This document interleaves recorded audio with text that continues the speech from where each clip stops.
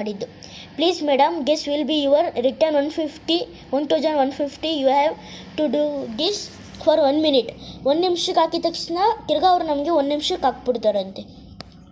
ಅದಕ್ಕೆ ಇಲ್ಲ, ನಾವೇ ನಿಮಗೆ QR ಕಳಿಸ್ತೀವಿ, ನೀವು ನಮಗೆ ಕಾಸು ಕಳಿಸಿ ಅಂತ ಹೇಳಿದ್ದಕ್ಕೆ ಅವ್ರು ತಿರ್ಗಾ 1150 rupees ಅಂತಲೇ ಹೇಳಿದ್ರು.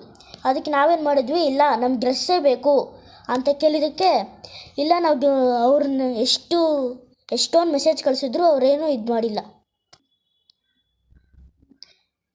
ಅದಕ್ಕೆ ನೋಡಿ, ಈ ಥರ ಎಲ್ಲ ನಾವು 1 week ಆಯಿತು, ಇನ್ನೂ ಬಂದಿಲ್ಲ.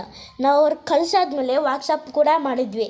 ಅವ್ರೇನಂತ ಕಳಿಸಿದ್ರು, 2-3 days ಅಂತ ನಮ್ಗೆ ಕಳಿಸಿದ್ರು. ಶಿಪ್ಪಿಂಗು 2-3 days ಅಂತ ಡಿಲೇಟ್ ಆಗ್ಬಿಡೋಕ್ಕೆ 2-3 days ಅಂತ ನಮಗೆ ಕಳಿಸಿದ್ರು.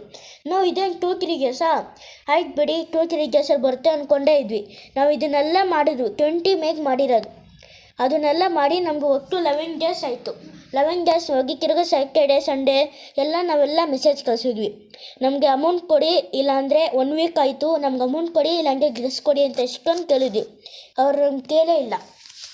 ನಾವು ಈ ಥರ ಎಲ್ಲ ಹೇಳಿದ್ವಿ. ಆಮೇಲೆ ನಾವು ಅವ್ರಿಗೆ ನಮ್ಮದು ಲಿಂಕ್ ಕಳಿಸಿದ್ವಿ. ಯೂಟ್ಯೂಬ್ ಚಾನಲ್ ಐತೆ, ನಮ್ಮದು ಸಬ್ಸ್ಕ್ರೈಬ್ ಮಾಡ್ಕೊಳ್ಳಿ ಅಂತ ಕಳಿಸಿದ್ವಿ. ಯಾಕಂದರೆ ನಾವು ಇವರು ಫ್ರಾಡ್ ಅಂತ ನಾವೆಲ್ಲರಿಗೂ ತಿಳಿಸ್ತಾ ಇದ್ದೀವಿ.